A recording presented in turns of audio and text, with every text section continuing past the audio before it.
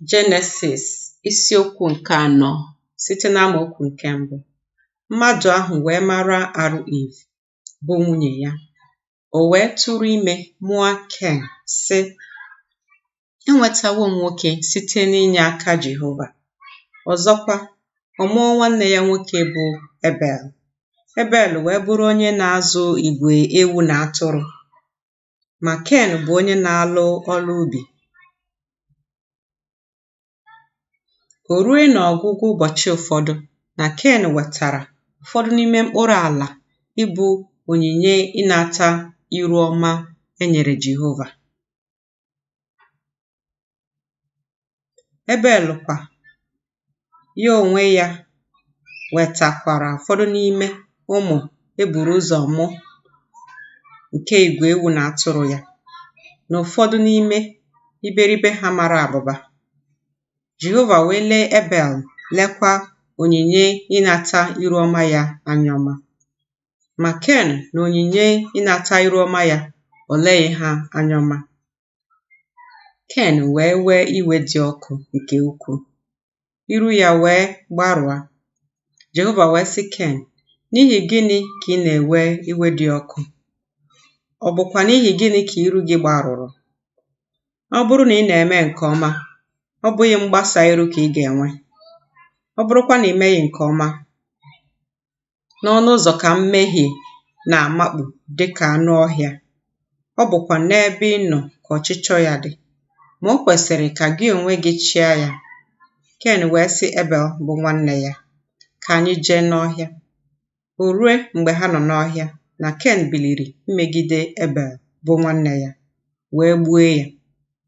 Jehova wee sị Ken, olee ebe Ebel bụ nwanne gị nọ? O wee sị, amaghị m, ọ bụ onye nche nwanne m ka m bụ.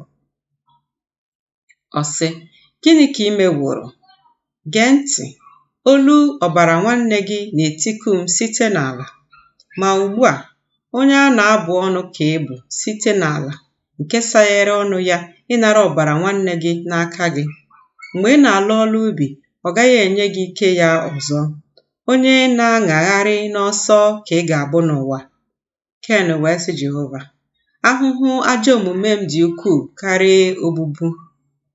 Lee, ịchụpụwo m taa n'iru ala, ọ bụkwa n'iru gị ka a ga-ezopụ m.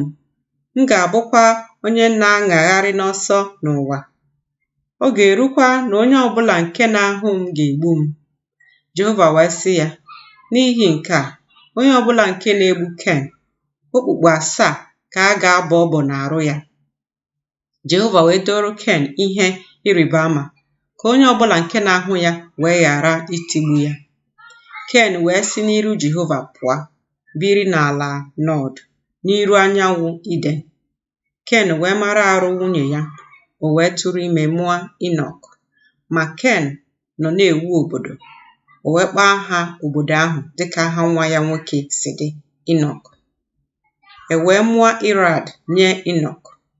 Irad wee mụọ Mehujael. Mehujael wee mụọ Metushael. Metushael wee mụọ Lemek. Lemek wee lụtara onwe ya ndị inyom 2. Aha otu onye n'ime ha bụ Eda. Aha nwaanyị ibe ya bụ Zila. Eda wee mụọ Jebel. Onye ahụ bụ nna ndị bi n'ụlọ ikwu, ndị nwekwara anụ ụlọ. Aha nwanne ya nwoke bụ Jubal. Onye ahụ bụ nna ndị niile na-akpọ ụbọ akwara, na-egbukwa ọja. Zila kwa nwaanyị ahụ mụkwara Tubal-Ken, onye na-akpụ ihe ọlụ niile ọbụla nke ọla na nke igwe. Ma nwanne nwaanyị Tubal-Ken bụ Neama. Lemek wee sị ndị inyom ya, Eda na Zila, nụrụ n'olu m. Ndị inyom Lemek, geenụ ntị n'okwu ọnụ m, n'ihi na nwoke ka m gbuworo n'ihi ogbugbu mma m. Ọ bụkwa nwata nwoke ka m gbuworo n'ihi obere ụtarị m. A sị na ọ bụ okpukpu 7 ka a ga-abọ Ken ọbọ. A ga-abọkwa Lemek ọgụ okpukpu 317. Adam wee mara arụ nwunye ya ọzọ. Nwunye ya wee mụọ nwa nwoke, kpọọ aha ya Set, sị, n'ihi na Chineke doworo mkpụrụ ọzọ n'ọnọdụ Ebel, n'ihi na Ken gburu ya. Set kwa, ya onwe ya ka a mụkwara nwa nwoke nye, ọ kpọọ aha ya Enosh. Mgbe ahụ ka a malitere ịkpọku aha Jehova.